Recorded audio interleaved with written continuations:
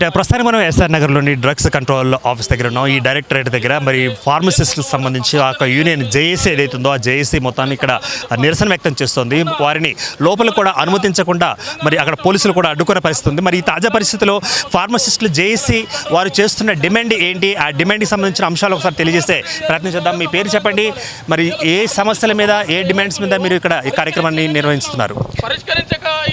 ప్రభుత్వం రేవంత్ రెడ్డి గారి ప్రభుత్వము డ్రగ్స్ విషయంలో, మత్తు పదార్థం విషయంలో ఉక్కుపాదంతో అణిచివేస్తుంటే ఈ మత్తు పదార్థాలకు అలవాటు పడిన యువత జనాలు ఫార్మసిస్ట్ లేని మెడికల్ షాప్లను ఆశ్రయించి వాళ్ళ దగ్గర మత్తు పొందే సిరప్లు కానీ మందులు కానీ తీసుకొని వాళ్ళు మత్తు సేవిస్తున్నారు. ఈ విషయంలో ఫార్మసిస్ట్ అనే అతను ఉంటే ఎట్టి పరిస్థితుల్లో కూడా మాకు ఇవ్వడానికి మనసు రాదు. ప్రిస్క్రిప్షన్ లేకుండా ఎవరికి కూడా మేము మత్తు ఇవ్వము. ఫార్మసిస్ట్ కాని వ్యక్తి మత్తు పదార్థాలు ఇస్తాడు. అక్కడ మీరు మత్తు పదార్థాలను తక్కువ చేసినా కూడా ఇక్కడ మెడిప్లస్, అపోలో, చైన్ ఫార్మసిస్టులు, రిటైల్ ఫార్మసిస్టులు అందరూ కూడా ఈ మత్తు పదార్థాలను, మత్తిచ్చే టాబ్లెట్లను విచ్చలవిడిగా అమ్ముతున్నారు. మా ఫార్మసిస్టులకు మీరే పని చేస్తలేరు అని చెప్పి అపోహ మా మీద సృష్టించి మా మీద బురద జల్లడానికి ప్రయత్నం చేస్తున్నారు. కానీ మేము పని చేయడానికి సిద్ధంగా ఉన్నాం. మాకు గౌరవం ఇవ్వండి, మాకు సరి అయిన మా చదువుకు తగ్గ సరి అయిన వేతనం ఇవ్వండి అని చెప్పేసి అంటే 1000 రూపాయలకు సర్టిఫికేట్ కిరాయికి ఇస్తున్నారు. మీకు ఎందుకు అని చెప్పేసి మేము పని చేసేటోళ్ళను, పని చేయని వాళ్ళను అందరినీ ఒక్కతాటికి కడుతున్నారు. ఈ మెడికల్ షాప్లో కిరాయికి ఇచ్చేటోళ్ళు ఏం చేస్తున్నారంటే ఎక్కడో ఒక దగ్గర ఉద్యోగం చేసి అదనంగా ఇంకో 10,000 సంవత్సరానికి పొందుదామని చూస్తున్నారు. ప్రభుత్వ ఉద్యోగులు ఇస్తున్నారు, టీచర్లు ఇస్తున్నారు, హెల్త్ డిపార్ట్మెంట్ ఇస్తున్నారు. ఫార్మసీ చదివి రిజిస్టర్ ఫార్మసిస్ట్ అయి వేరే ఉద్యోగం చేస్తున్నోళ్ళు, ప్రైవేట్ చేస్తున్నోళ్ళు, చేస్తున్నోళ్ళు ఎవరైనా కూడా ఇస్తున్నారు. అసలు ఫార్మసిస్ట్ లేకుండా ఒక్క ట్యాబ్లెట్ ఇవ్వద్దు అని చెప్పేసి ఫార్మసీ యాక్ట్ 1948 సెక్షన్ 42 స్పష్టంగా చెప్తుంది. Drug cosmetics act 45 section 1945 section 65 కూడా ఫార్మసిస్ట్ మాత్రమే చేయాలని చెబుతుంది. దాన్ని మాత్రమే అమలు చేయాలని చెప్పేసి ఇవాళ మేము కోరుతున్నాం తప్ప మేము కొత్త కోరిక, గొంతమ్మ కోరికలు ఏవి కోరట్లేదు. ప్రభుత్వము ఎప్పుడో రూపొందించిన చట్టాలను అమలు చేయండి. ఫార్మసిస్టుల ద్వారానే సరి అయిన న్యాయం జరుగుతుంది. పేషెంట్లకు సరి అయిన మోతాదులో ఇస్తాము. రియాక్షన్ గురించి చెప్తాము, ఫుడ్ టు ఫుడ్ రియాక్షన్ చెప్తాము, డ్రగ్ టు ఫుడ్ రియాక్షన్ చెప్తాము.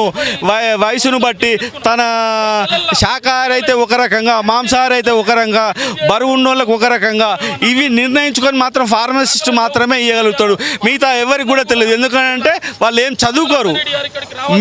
మేము 4 సంవత్సరాలు 6 సంవత్సరాలు చదువుకొని ఉంటాం కాబట్టి ప్రజల ఆరోగ్యము చాప కింద నీరులాగా దీర్ఘకాలిక రోగాలతో కిడ్నీ ఖరాబు, kidney failure, cancer, lung cancer ఇవన్నీ కూడా ఈ మోతాదుకు మించిన యాంటీబయాటిక్స్, డ్రగ్స్ వాడడం వల్లే జరుగుతుంది.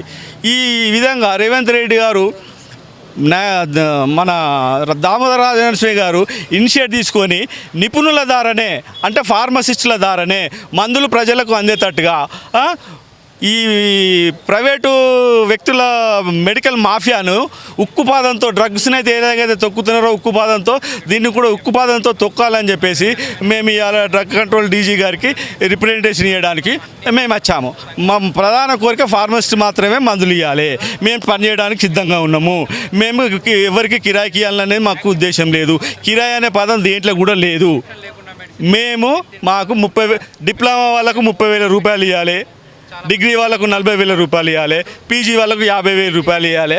ప్రధాన డిమాండ్ మాది. మేము పనిచేయడానికి సిద్ధంగా ఉన్నాము. ఎక్కడనో వరంగల్లో ఉండే అతనికి హైదరాబాద్లో ఉద్యోగం ఇస్తే అతనికి ఎంత జీతం ఇచ్చినా సరిపోదు. మా ఫార్మసిస్టులందరూ మేము ఏకమయ్యి మా ఊరికి దగ్గర, మా ఊర్లో ఉన్న మెడికల్ షాప్లో మేము పనిచేస్తాము. మేము రేపు ఏదన్నా మేము తప్పుడు మందిస్తే మా సర్టిఫికేట్ క్యాన్సిల్ అవుతుంది, మేము జైలుకు పోతాము అనే భయంతో ఒళ్ళు దగ్గర పెట్టుకొని పేషెంట్లకు సరైన పద్ధతిలో, సరైన విధంగా, సరైన లెక్కతో మేము ఇస్తాము. మిగతా వాడు అమ్మడము లాభము. నా పేరు బత్తిని సత్యనారాయణ గౌడు. నేను ఫార్మసిస్ట్ అసోసియేషన్ సంఘాల joint action committee chairman. Right. మొత్తానికి ఆయన చెబుతున్న విధానం మనం చూసినట్లయితే సమస్యలు అనేవి ఉన్నాయి. ఇది రేవంత్ రెడ్డి గారు జోక్యం చేసుకోవాలి అంటున్నారు. మరి మరొక జేఏసీ నాయకులు కూడా ఉన్నారు. మరి మీరేం చెప్తున్నారు? ఇప్పుడు ఫార్మసిస్టులకి మీ డైరెక్టరేట్ మీ యొక్క డైరెక్టర్కి అసలు ఎక్కడ చెడింది? నియమ నిబంధనల ప్రకారమే నడుస్తుందా, లేకపోతే నేమో ఎవరు అతిక్రమించారంటారు? మీరేమంటారు? నా పేరు వాకిట అశోక్ కుమార్. నేను తెలంగాణ ఫార్మసిస్ట్ జేఏసీ కన్వీనరు. అయితే విషయాలు ఏమంటే ప్రజలు కొద్దిగా అవగాహన పెంచుకోవాలి ఈ సబ్జెక్ట్ మీద. ఫార్మసిస్ట్ ఉన్నాడా లేదా అని మందులు కొంటే వాళ్ళ ఆరోగ్యాలు కాపాడబడతాయి. తాత్కాలిక ఉపశమనం కోసం మందులు కొంటే మాత్రం మీరు డయాలసిస్ బారిన పడతాడు, కిడ్నీ బారిన పడతారు, లివర్ డ్యామేజ్ అవుతుంది, హార్ట్ ప్రాబ్లమ్స్ వస్తాయి, చనిపోయే వరకు కూడా కనపడదు అది. ఎందుకంటే ఇది స్లో పాయిజన్, మీరు కనపడదు. కాబట్టి ప్రజలు ముందు అవగాహన చేసుకోవాలి. ఫార్మసిస్ట్ ఉన్నాడా అని మందులు కొనాలి. ఎవరైతే తోటి ఫార్మసిస్ట్ పొట్టగొట్టి కిరాయికి ఇవ్వాలనుకున్నారో వాళ్ళ మీద చర్యలు తీసుకోవాలి అధికారులు. మేము ఫార్మసిస్టులు మా దాంట్లో కూడా ఉన్నారు దొంగలు, వాళ్ళ మీద చర్యలు తీసుకోమంటున్నాం. చట్టాలు ఇంప్లిమెంట్ చేయమంటున్నాం, యాక్ట్ ఇంప్లిమెంట్ చేయమంటున్నాం. కొత్త డిమాండ్ ఒక్కటి కూడా కోరట్లే. 50 ఏళ్ళ నుంచి 60 ఏళ్ళ నుంచి ఉన్న డిమాండ్లనే మేము ఇంప్లిమెంట్ చేయమంటున్నాం. కెమిస్ట్ డ్రగ్గిస్ట్ అసోసియేషన్కి మీకు ఉన్న సంబంధం ఏంది? డ్రగ్ ఇన్స్పెక్టర్లను నేరుగా అడుగుతున్నా. వాళ్ళు దళారులు అంటున్నాం మేము. వాళ్ళు సర్టిఫికేట్ మందుల షాపులు వ్యాపారులకు లైసెన్స్ ఇచ్చే దళారులు. వాళ్ళతోనే మీకేంది అంటే వాళ్ళకి ఇచ్చే సంవత్సరానికి మామూలు ఒక డ్రగ్ ఇన్స్పెక్టర్ ఆదాయం కోట్లల్లో, కోటి రూపాయలు సంవత్సరానికి. ఒక లైసెన్స్కు 30 నుంచి 50 వేలు, రెన్యువల్కి 5,000. 5 ఏళ్ళకి ఒకసారి మెడికల్ షాప్ రెన్యువల్ ఉంటుంది, దానికి 5,000 తీసుకుంటారు. మళ్ళీ ఇన్స్పెక్షన్కి పోయినప్పుడు 5,000. అట్లా ఒక సంవత్సరానికి డ్రగ్ ఇన్స్పెక్టర్ ఆదాయము కోట్లలో ఉంది. ఏసీబీ అధికారులు నేను విజ్ఞాపించుకుంటున్నా, ప్రతి డ్రగ్ ఇన్స్పెక్టర్ను మీరు వాళ్ళ ఆస్తులను విచారణ చేస్తే చాలా విషయాలు బయటకు వస్తాయి. మేము ఉన్న యాక్ట్ని ఇంప్లిమెంట్ చేయమంటున్నాం. అధికారులు నేరుగా ఒప్పుకుంటున్నారు. ఫార్మసీ వ్యవస్థలో మొత్తం లోపాలు ఉన్నాయి, ఒకటే రోజు మార్చలేమంటున్నారు. కానీ ఆ ప్రణాళిక ఏంది? మాకు ఇచ్చే హామీ ఏంది? ఈ పోయినంతకాలం ఇదేనా?